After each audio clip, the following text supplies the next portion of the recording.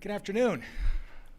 I'm Alex Silverman, brand manager at KYW Newsradio, and it's fantastic to have all of you here at the headquarters of Odyssey.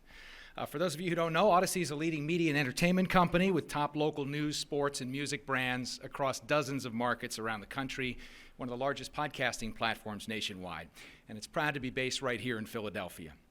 At KYW Newsradio, as many of you know, we've been informing this region nonstop for more than 55 years. First on AM radio, now proudly on 103.9 FM and smart speakers and on the Odyssey app. Informing our audience about what's happening locally and connecting people here to what's happening globally. So when the horrific events started to unfold in Ukraine and the World Affairs Council approached us about partnering on this event, it made total sense for us because what we do every day is to verify information, to get perspectives from the leading experts and relate it to our lives here because we're all exposed to so much information and trusted sources are needed more than ever. So in that spirit, we're proud to present this conversation in hopes that it'll help you better understand what's happening and what the days ahead around here might look like. And now I'm pleased to welcome Haley Boyle, Vice President of Programs with the World Affairs Council of Philadelphia. Haley?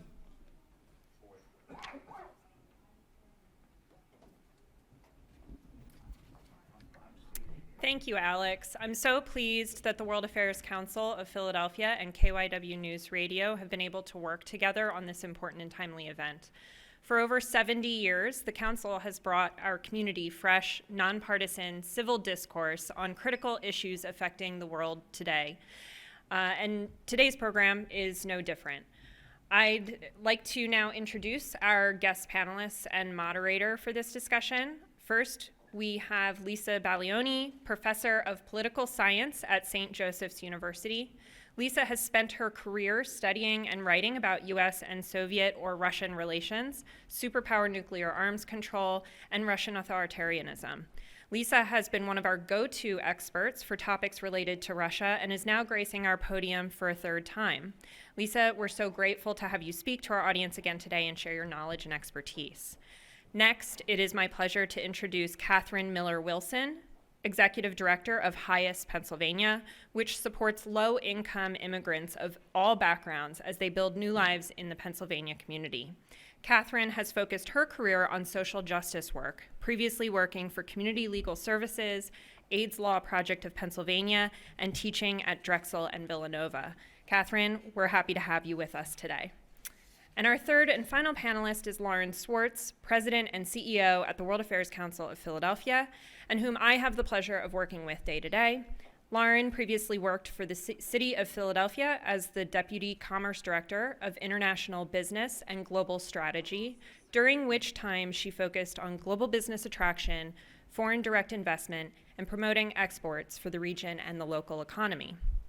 Finally, I'd like to introduce our moderator for today's discussion, Ian Bush, anchor here at KYW Newsradio. A versatile broadcaster, he's the recipient of 2 Edward R. Murrow Awards for sports reporting, and we're excited to have Ian moderating for us today as his lifelong career in radio has shaped him into a keen interviewer. Welcome to you all, and Ian, I'll pass the microphone off to you to start our discussion. Thank you very much. Welcome, everybody. I just wanted to start with a little personal news, if I could. After an amazing couple years as an expert in emerging pathogens and immunology and vaccinology, I'm going to move on now. I'm now an authority on no-fly zones, Eastern European affairs, post-Soviet states, really all things geopolitics. So I'm excited to make the most of this new opportunity. Please follow, like, and subscribe. Thank you very much. That is what it feels like to me. My social media feed has become.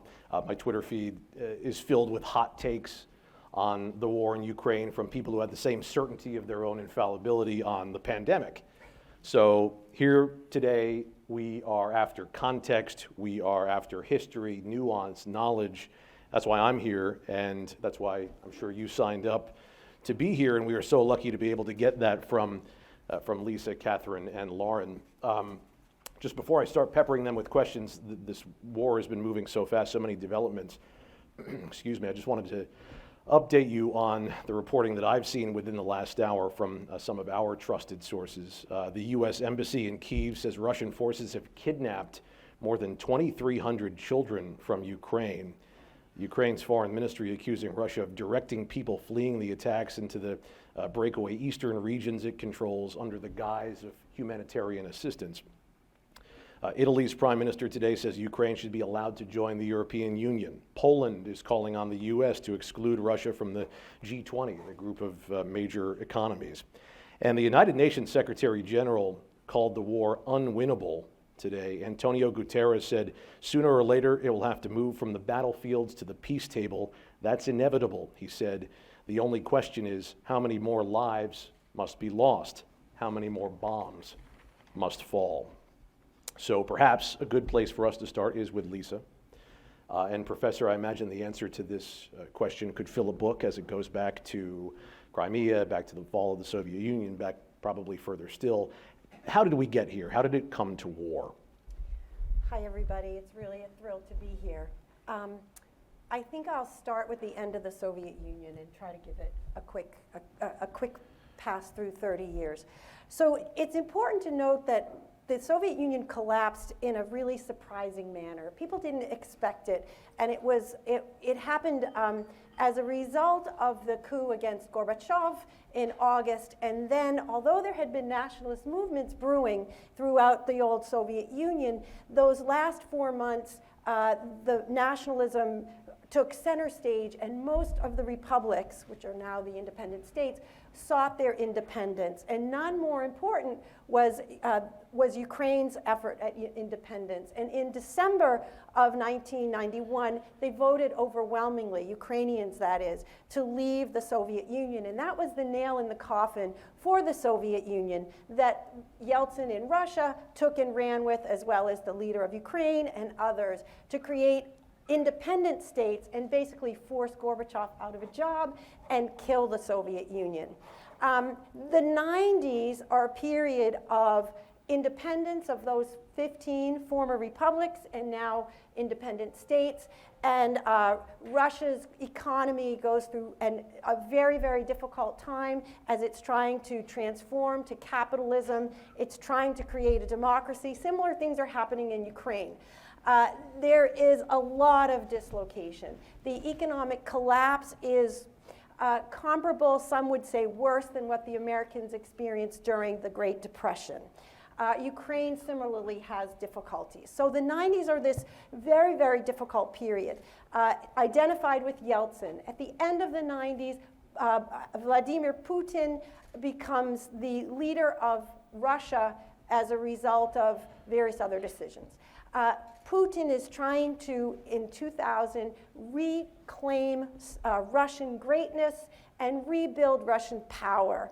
And he clamps down on all of the openness, except for economic openness. He wants to have a market economy, but it's what some people call a kleptocratic state.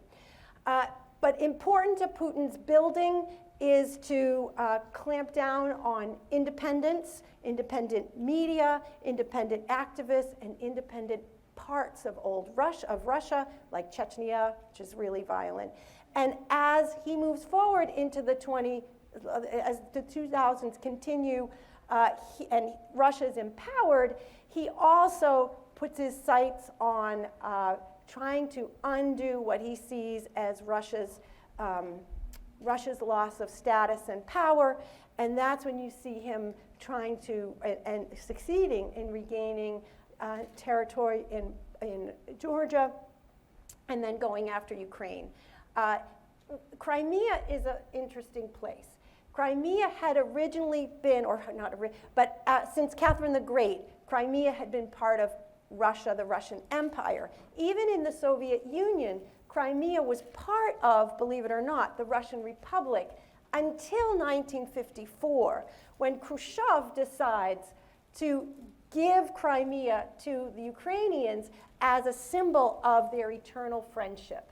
And this was seen as not that important. It would be like Cape May being given to Delaware in the United. I mean, it's right there, and who cares? It's just state borders don't matter, right? State borders. Khrushchev never imagined, and so we see that redrawing of the border has significance, And that's one of the reasons Putin decides to take back and seeks to take back Crimea, seeks to also take back territories in the eastern part of Ukraine, again, because from Putin's perspective, the old republic borders were never supposed to be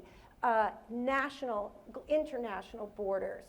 And in his mind of greatness, Russia deserves those. There are also lots of Russian speakers. Crimea especially has lots of retired military folks, especially naval folks, because that was the site of a very important Soviet military base. Did I say that right, Crimea?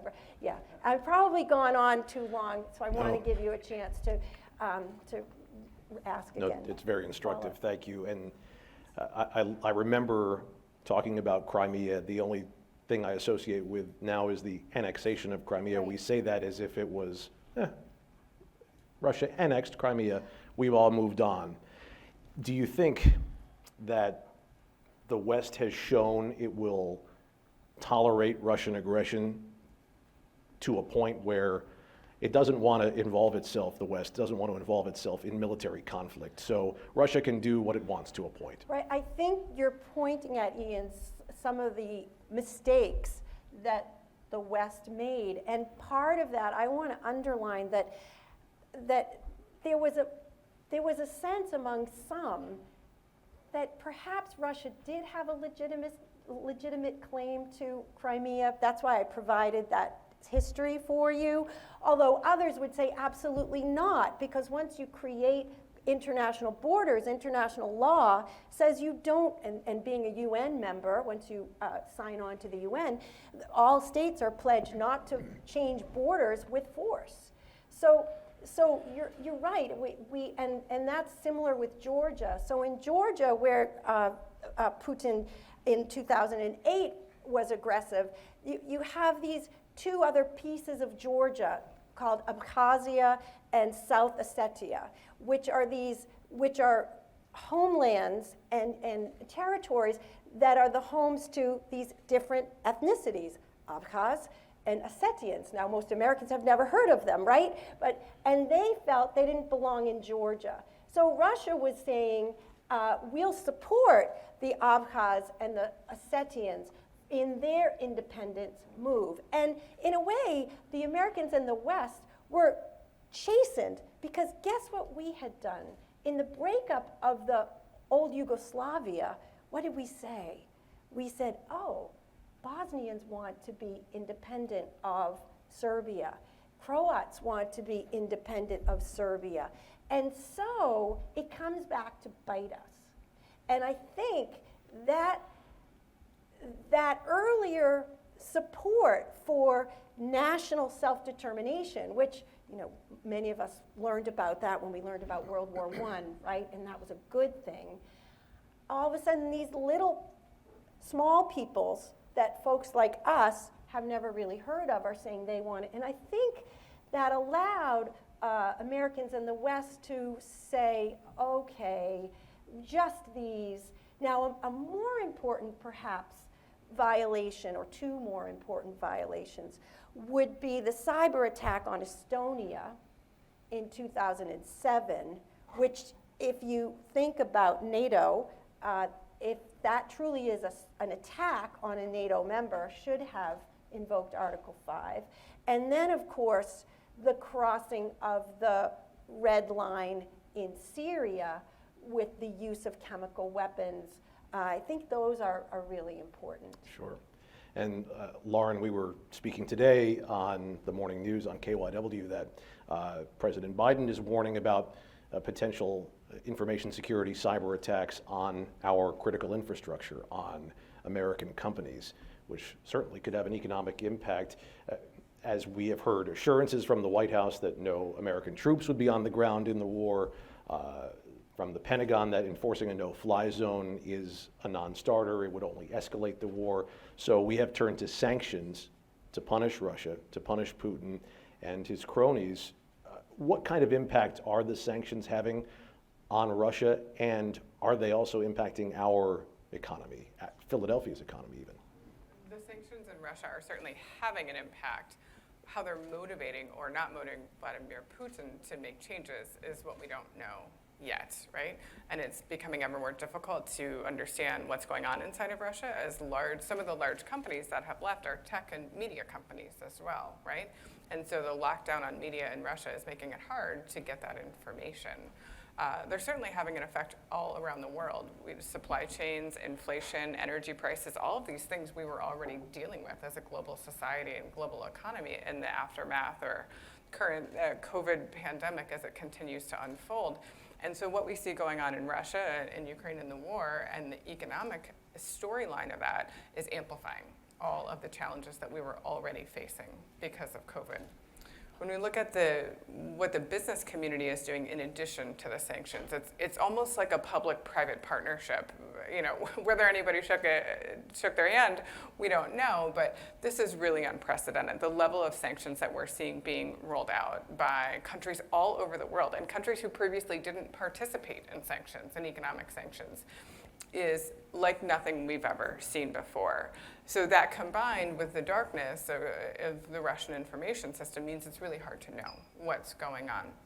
And what we do know a little bit more about is what other companies are doing. They are making public statements, they're pulling out their operations, their employees, they're severing ties, they're disinvesting within the Russian economy. And that is similar to sanctions, but operates in a parallel track. The impact of those together will be felt most personally within the Russian people. And one thing we talked about earlier, Catherine, is that in the Russian society, upsetting the Russian people to try and have them sort of raise up and put pressure on the Russian government to change course is unlikely to happen. And so that's also a big question mark. You can put all the sanctions you want, and you can take away the McDonald's and the Google and the H&M and the Toyota and all of these businesses, but does Putin care? And at what point will that pain for the Russian people translate into pressure on the government to make change? We don't know. We've never done this before. And what the motives are of Vladimir Putin right now are also, people have many opinions about that. But it doesn't seem like preventing pain to individual people, families, children, is something that is what's motivating him to make any kind of decision right now. So what we can expect is that the sanctions may continue. The pressure on businesses to continue to pull out of Russia will continue, which also creates a vacuum of power, economic opportunity, and infrastructure for Putin to fill in whatever way he sees best. And the Russian people see what's happened to Alexei Navalny just today, sentenced to another 9.5 years in maximum security prison. Mm-hmm. They see what happens to protesters who are brave enough to hit the streets of Moscow, detained, and Lord knows what happens to them then. And we have companies like Nestle that are on a lot of people's minds because Nestle is one that has not pulled out of doing work in Russia, despite the public pressure from President Zelensky, despite pressure on Twitter from people. The world's biggest food company says it supplies the population with important food, the population of Russia, and is doing whatever it can to help alleviate this humanitarian catastrophe. Catherine, a humanitarian catastrophe to be sure. The war has forced 1 in 4 Ukrainians from their homes, more than 10 million people we're talking here, and the United Nations says about 1/3 of them have fled across international borders as refugees. Your organization exists in support of immigrants and has had a lot on its plate recently. Ukraine is only the latest displacement crisis in our world. Talk about what HIAS Pennsylvania does. Yeah, so thank you very much, Ian. So we're an on-the-ground direct services organization. We provide refugee resettlement as well as immigration legal services. And one thing that's important to note for people to understand is HIAS Pennsylvania is separate and independent from HIAS Inc. HIAS Inc. is a national and international organization. We are affiliated with them for purposes of refugee resettlement because of the way that works. But we are separate and independent. So just that note. So yes, we've had a lot on our plates, and as you said, this is the 3rd worldwide displacement crisis that we've experienced in the last 6 months, and that falls on our shoulders and other nonprofits like us. So how does it fall on our shoulders? Not in the way that you would think. So the Ukrainians that are fleeing right now, they are in fact not allowed to enter the United States. So there has been a lot of articles highlighting, for example, 2 Harvard students who set up a housing app. That's great internationally. It's completely ineffective in the United States. Ukrainians do not have the visas necessary to enter, and they will not have those unless our federal government allows them to have them. So something that people don't understand is that our immigration law and policy from the very beginning, the very first acts, is about exclusion. Every person that enters the country is an exception to that rule. So what happened in Haiti, there was an earthquake, their president was assassinated, that did not give them refugee status. So the only way that Haitians were allowed to enter this country is if they had already entered before those disasters happened, and then were eligible for temporary protected status to remain. So that's one way that we helped. When Afghanistan happened and Kabul fell, Afghans also were not allowed to enter this country. So how did we airlift 170,000? Because Afghans helped the military, President Biden decided to make an exception to our exclusionary rule and granted them something called humanitarian parole. This is an entry visa, not a legal status.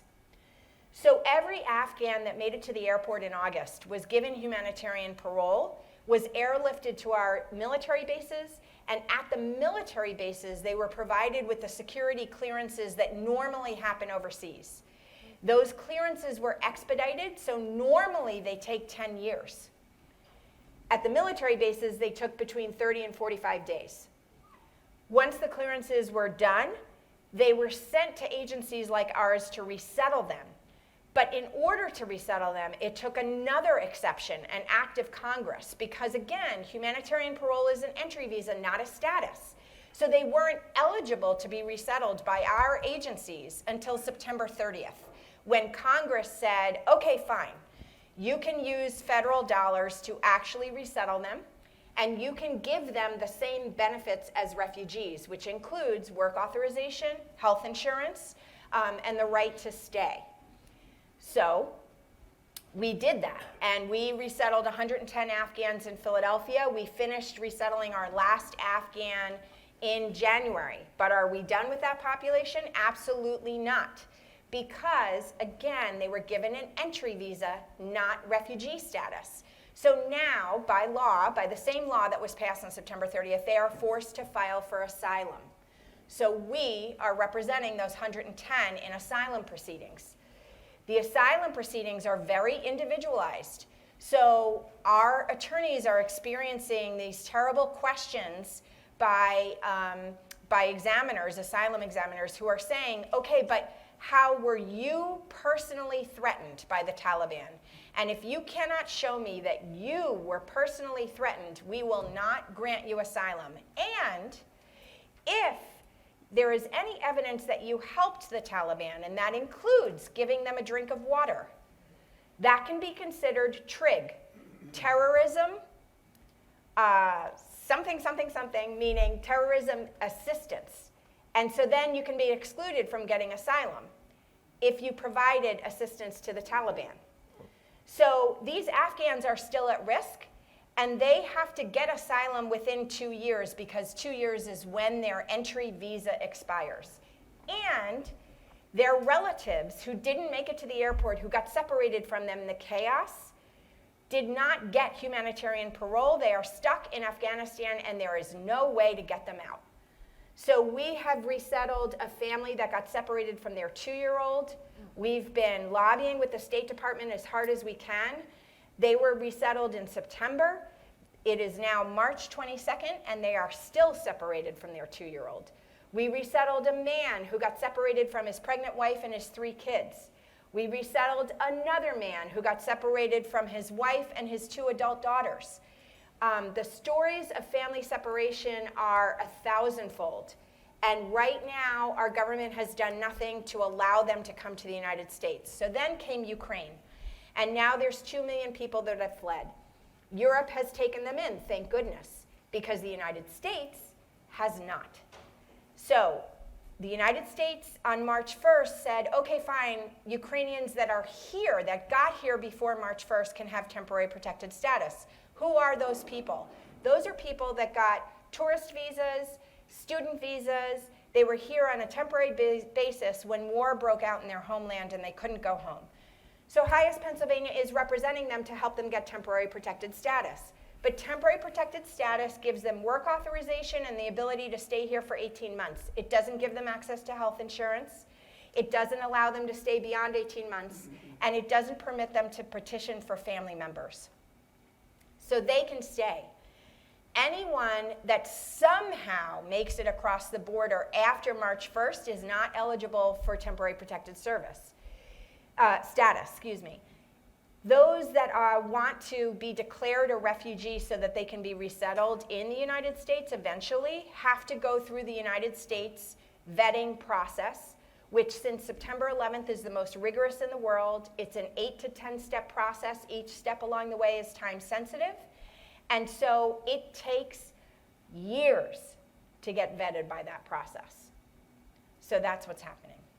Afghanistan should have been easy. They actively helped the United States. So if we can't get Afghanistan done, how do we help Haitians? How do we help Ukrainians?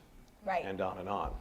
Well, so the way to help them is to change our immigration law and policy, particularly in this moment where there's staffing crises in every industry, where baby boomers are retiring, and because of the birth rate decline, which has happened for more than a decade, there's no young people to take their place, where innovation is stagnating. We need immigrants almost more than they need us. So we need to change our policies from exclusion to inclusion. Exclusion should be the exception, not the rule. We desperately need immigrants, and we're shutting them out, which doesn't make any sense. Lisa, part of your scholarly focus has to do with superpowered nuclear arms control. Russia is said to have the largest stockpile of nuclear weapons. When it comes to that and this war, this moment in time, what's your level of concern? Oh boy, I am very worried. The issue initially is not the use of strategic arms. Strategic arms are the weapons that are long range, that can be launched from Russia and hit the United States and vice versa, right? But we always worry that crossing a certain threshold of violence will move us to weapons of mass destruction, whether we're talking chemical or nuclear, and then once those are used, once that threshold is crossed, there's the worry about escalation, either intentional or accidental. So it is huge, and it's huge. I'm worried, or I worry about these things, particularly because the Russians have integrated in their war games and their war plans the uses of what we call tactical, as opposed to strategic, in other words, shorter range weapons. And they practice in their war games a transition to the use of tactical nukes in a very, how do I want to say this, casual manner. You know, that the transition will be seamless and rather casual. So that is the worry, and the worry, and then what would that provoke? We also worry that the Russians are getting frustrated with their lack of progress, particularly in the ability to take Kyiv and to decapitate, using those euphemisms from strategic language, but their ability to capture the government and destroy it, and to bring Ukraine to its knees. And so a number of military analysts are really worried that Putin will turn to either chemical weapons or potentially on the battlefield nuclear weapons.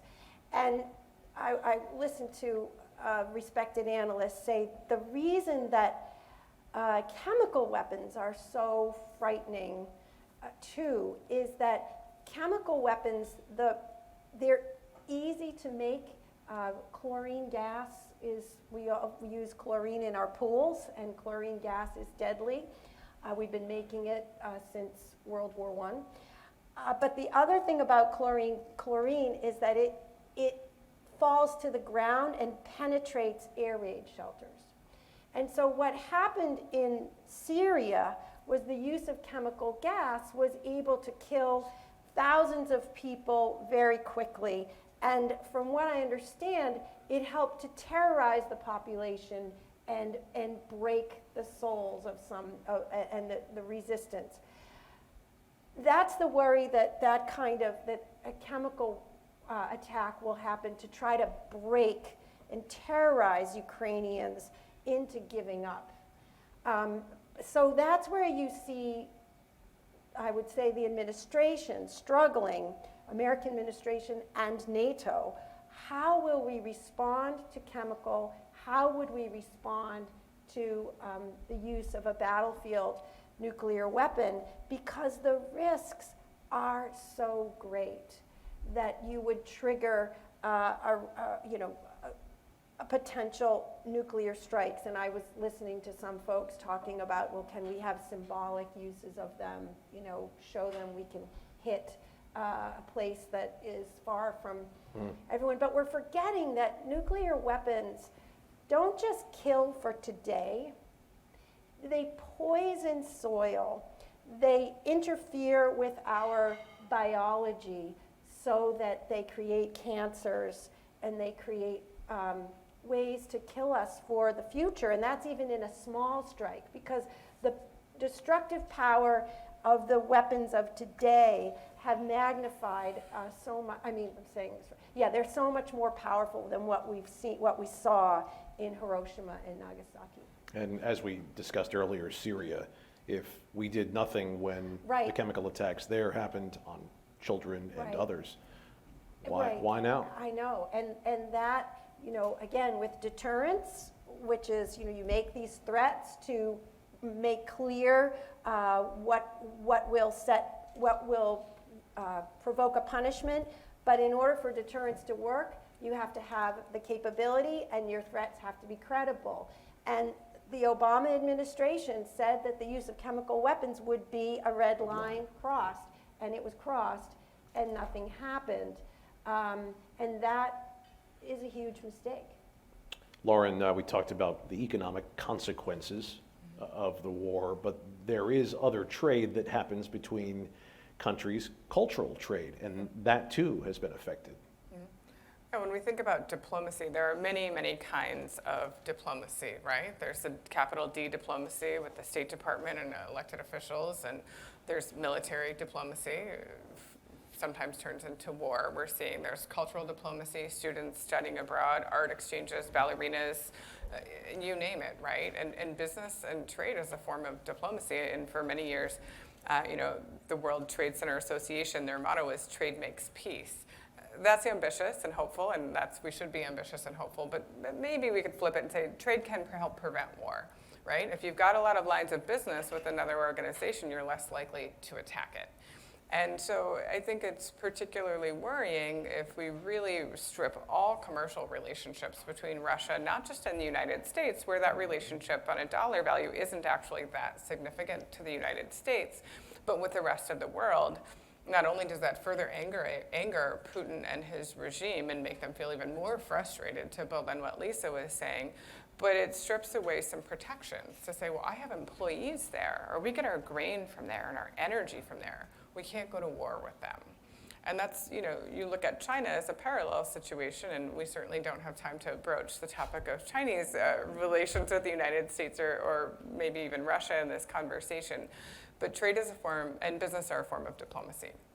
And they're people-to-people diplomacy as well as governmental diplomacy that has infrastructure internationally around it, but also just happens on an ad hoc level. And when that all starts to break down, and we break down the cultural piece of it too, and Russians are being attacked and threatened all over the world with racism and xenophobia as well. and students are being pulled out of school, and Russian restaurants are closing, and ballerinas and conductors are resigning, either resigning their Russian citizenship or resigning from their positions. When all these things start to disappear, what we have left are guns, and in this case, chemical weapons and nuclear war. And when all you have left are guns and weapons, you're much more likely to continue with war. So just stripping away all other modes of diplomacy is also a very dangerous situation. I don't want to monopolize the conversation, the question asking. I think we have some questions from the audience and from, do we have a school question as well? All right, we're going to walk around with a microphone for you to ask our panelists. Just tell us your name and where you're from, please.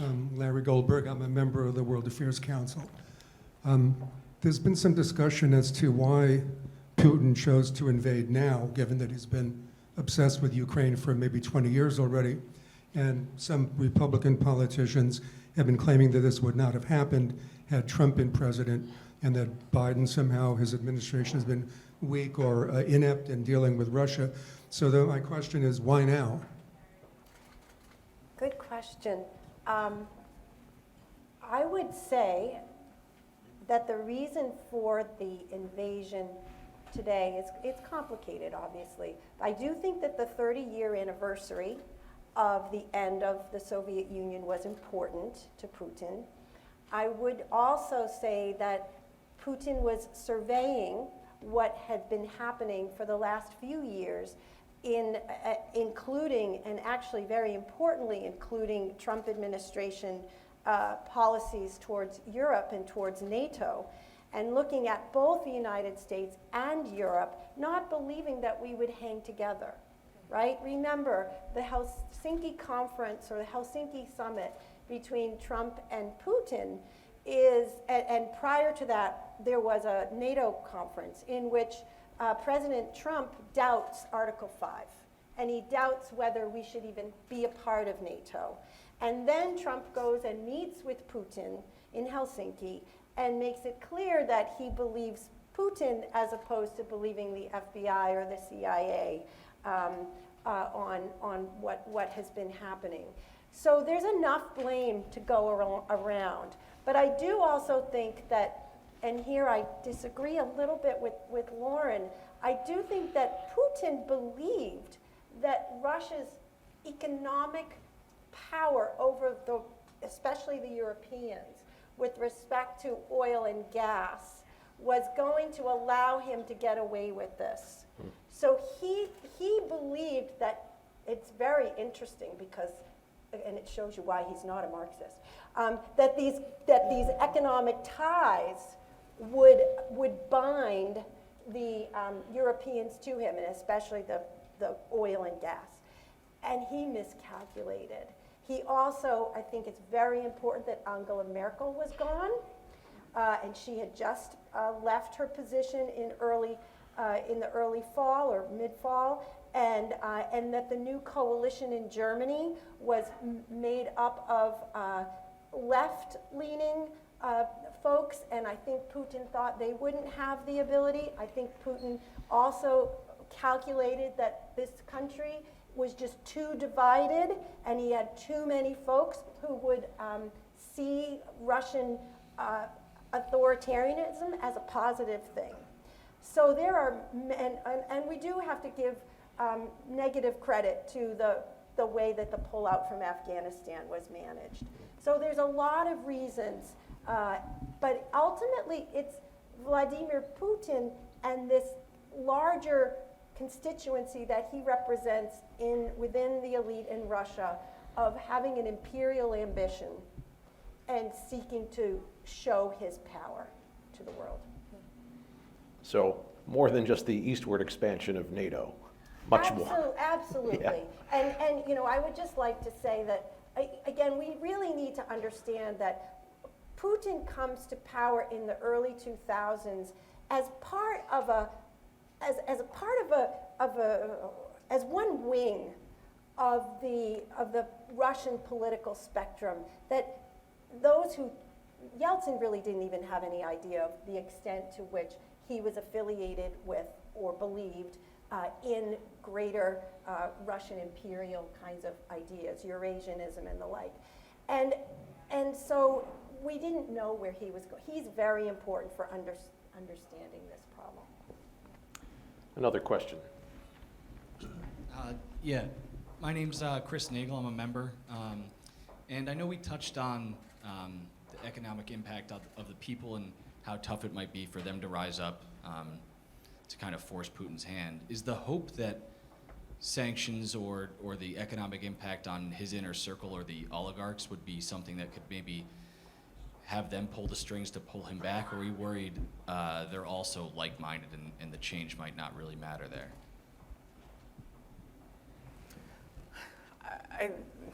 It's hard to say, right? Because the oligarchs are all over the world and other countries are having to react and try and manage these situations. The fact that some oligarchs have actually voiced negative opinions or dissent with Putin publicly is shocking to most people, and we're all sort of waiting to see if we see those folks again. Unfortunately. And so we don't know. It's not clear yet. And do the oligarchs actually have any power over Putin? Has he concentrated his power and concentrated his power and concentrated his power since over the period that Lisa discussed, so that there's really, can anybody get to him? Can anybody turn the ship and give him some different perspective? Is that the Russian people with the pain and suffering that they're going through of economic sanctions? Certainly not. Can that happen from the level of the oligarchs? It doesn't seem to be working right now, but that's such a black box of relationship, it's unclear. Can I just add a little bit to that? The logic is, if you think of Putin's sources of his own legitimacy and his own authority, he has relations with the folks who have the oligarchs as well as the security services. They are often intertwined. And the understanding is partially that it's only through pain of those folks that he might have to reconsider, because those folks have been so integrated into the Western economy and enjoying the benefits of the Western lifestyle, although Putin will tell you that, we are full of decadence and horror and all kinds of terrible things. Well, then why do they all come in, summer on the Mediterranean and come to Florida in the winter? And so that is part of the calculus, as well as the pain on ordinary people, which is terrible because they really don't have much power, but hoping or expecting that might get them to ask some questions. Why is this happening? Does this emperor wear clothes still? But it's a very risky strategy, and it's a very painful one. Anybody in Iran would tell you that too. That's been our approach to Iran, and you see how far that's gotten us. But as somebody who believes, I actually think it's a really important for now moral stance to shut out the oligarchs. I just want to add to that, that the other piece getting behind both of these answers is that we're responding from a Western democratic perspective about how things work. And the recognition that Russia and Putin's legitimacy is a completely different cultural, picture. And so again, I had said when we were talking about preparation, I don't pretend to be a diplomat. I'm not saying that we shouldn't be doing this, but I also think that we have to take with a grain of salt our expectation that imposing what we would believe to be successful on a completely different society is not likely to succeed. I have to say one more thing. The folks who have designed this strategy understand very well that, and we've learned the hard way about how sanctions might or might not work. And they are taking into account the way that authoritarianism works in Russia. And so that is why the sanctions are targeted at the oligarchs specifically, as the only way to influence, or one of the best ways to influence Putin. And you'll hear people like Michael McFaul, who was the former ambassador and a great student of Russian politics, saying we have to do more to reach out to the Soviet military, to Soviet Russian military, Russian corporate leaders, to make it clear to them that they don't want to be on this side. And at that point, the thing about when highly authoritarian regimes fall, it's always surprising. You can't tell it's going to happen because people aren't able to let their true feelings out because they will be squashed. But that's what we're hoping, and maybe wrongly, but we're trying to give those folks the incentives to put pressure on. And the pressure could be just to say, hey, Vlad, you want to rule till 2036. It's better to find a way to get out of this now before we destroy the Russia that you love. And I wonder if the embarrassment that perhaps he feels with the war not going his way, unless he believes his own propaganda, could be a death blow to him. I don't know. Well, this is where the fact that he has such control over the news media is really important. And he's going to impose, and he is imposing, really enormous repression. So.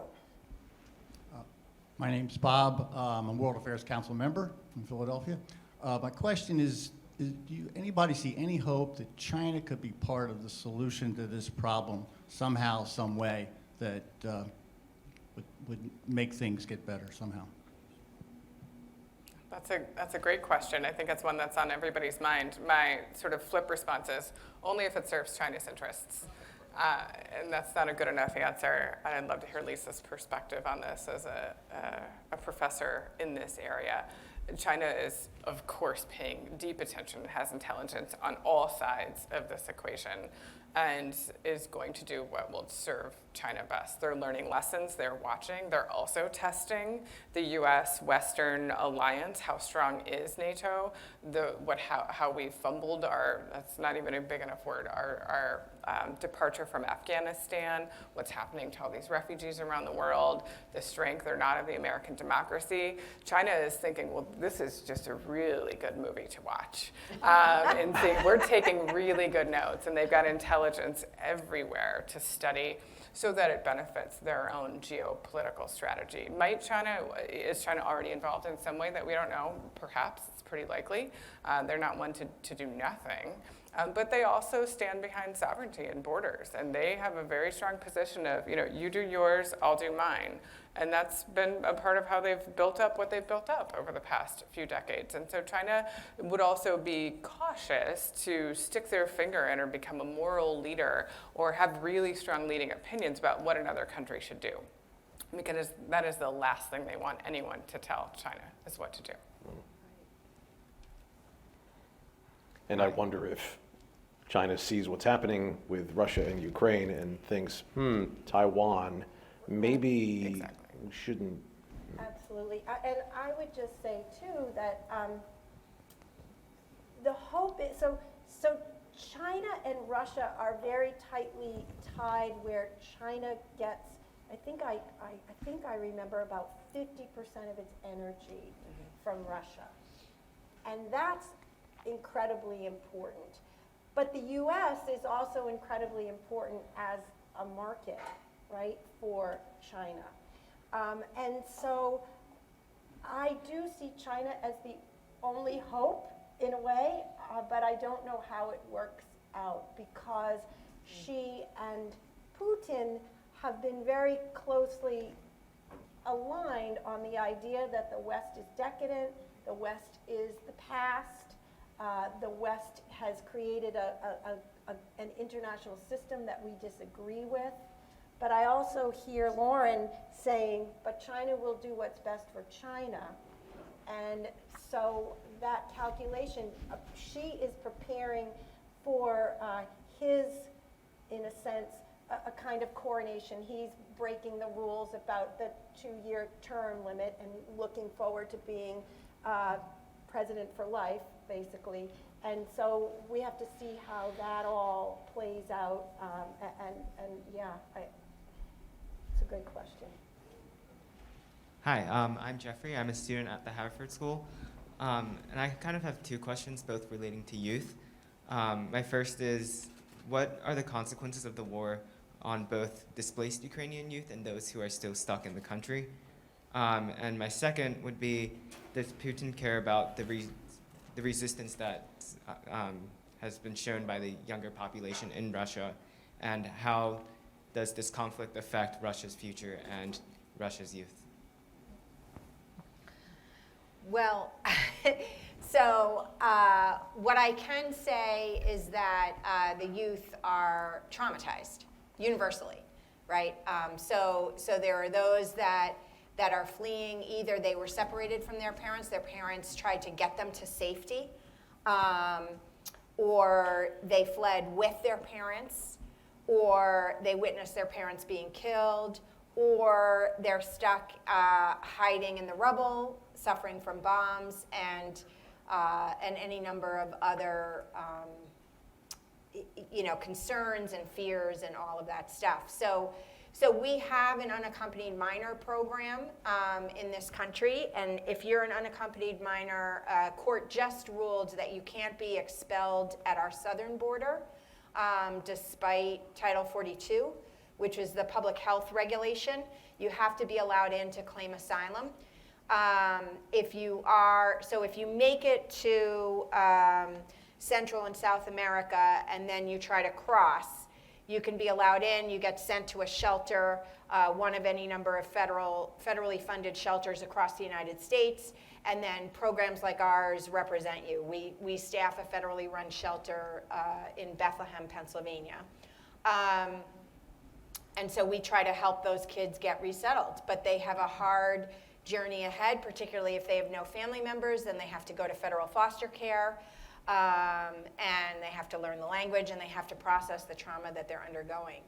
That said, in terms of a youth movement, I mean, I can't speak authoritatively about that, but I can speak just as a citizen watching the newspaper, seeing youth rise up all over the world for climate change in Hong Kong, and possibly in Russia, and it's there is hope, right? That young people are more resilient and more courageous, and will rise up and say that we need to put an end to this kind of behavior, to Putin, and to nationalism, and that leads to this kind of war and destruction. One of the things that we've observed with the businesses exiting Russia is that they've done it really, really quickly, and in most cases they've had a very strong PR strategy. So in addition to all of this unprecedented nature of how things are playing out, that's been unique.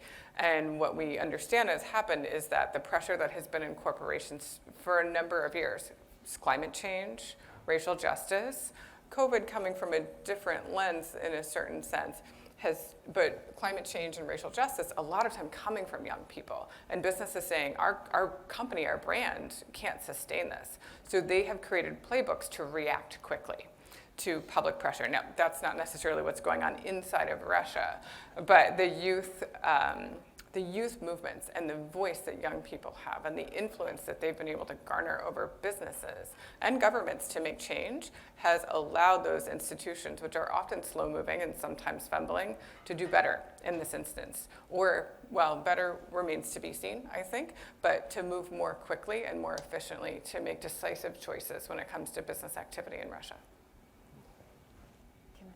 And I would also say, if you think about young people, in the 2011 what sometimes is called the white or the snow revolution in Russia. It wasn't really a revolution, it was an uprising in 2011 in December that continues into 2012. Much of that was located, concentrated in the big cities and was youth-oriented, but I'm defining youth as an older person, so we're talking about under 35, right? And those folks were very much challenging, because that is 2011, 2012 is really when you see an outward or a shift in the way Putin begins to define his legitimacy, his strategy for staying in power, and he becomes far more obviously authoritarian, anti-Western, and starts making this argument that he's a values president. And those values are what he would call traditional values, whereas the West and liberalism has, by becoming too sensitive to feminism, too sensitive to gender inclusion, has lost its way and become decadent. And so he has alienated much of urban youth, but there's the much broader Russian population. I do think that this war and the toll it's going to take on very young Russians, right? Those young men, and it's predominantly men, serving, and then on their families, because so many of them didn't even know they were going off to war. They didn't realize where they were headed, and they're surprised they're at war. So that will be the really interesting question, and the other interesting element will be, how do the soldiers' families react? Because, believe it or not, soldiers' mothers in Russia and the old Soviet Union have been a really important social movement since the 1980s. Part of the anti-Afghan war, and then part of the anti-Chechen war were mothers. And those groups still exist. Now and they were allowed to exist in a sense, even in the old Soviet space, because it was mothers doing what mothers should do, which is advocate for their children. But they're also being very critical of policy. And it's going to be really interesting. So right before the war started, the Duma passed a law which allowed for mass graves in times of emergency. So it's highly likely that all those young men who are going to be killed and who have been killed in Ukraine are not going to come home. They're going to be buried in mass graves. And how are their families going to react when there is no body? And even if they don't react, what are they thinking? Because they can't, maybe if they're right. So it's a really, it's just so tragic. We have time for one more question. A microphone is coming to.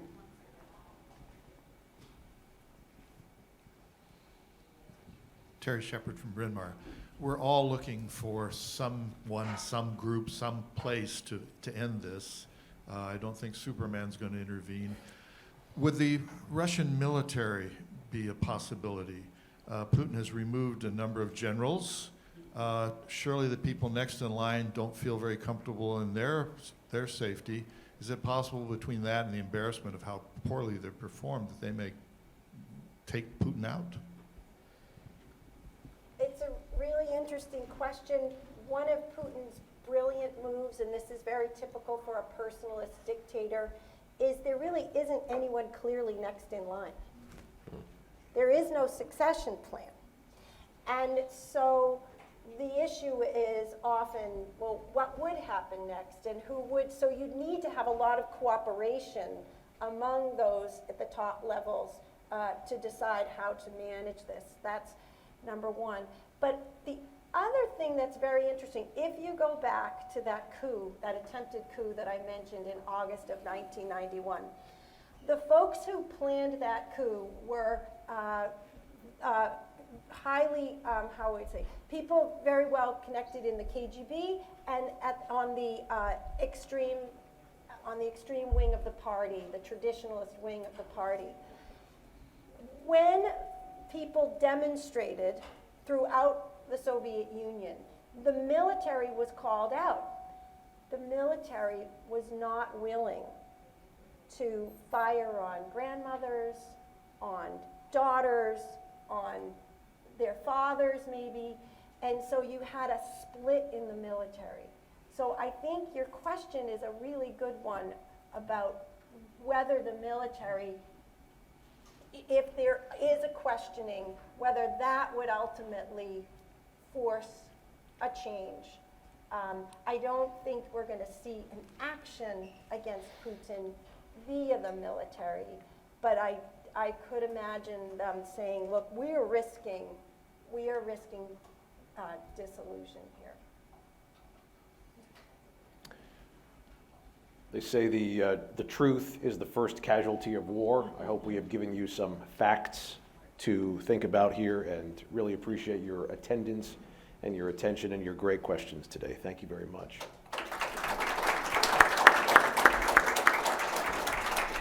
Ian, thank you. Special thanks to our panelists. Really incredible, enlightening conversation. I really appreciate all your perspectives and for taking the time to be here with us today. On behalf of KYW News Radio and Odyssey, I want to thank the World Affairs Council, too, particularly Haley Boyle and Caitlin Haney for being really, really fantastic partners in putting this together. And thank you all for coming today and being here in person to see our space. Those of you watching on the live stream, we appreciate you and your thoughts. If you missed any part of this and you're watching on the live stream, it'll be available on demand later through both the KYW News Radio and the World Affairs Council YouTube channels. So again, appreciate you being here. Have a great day. Thank you.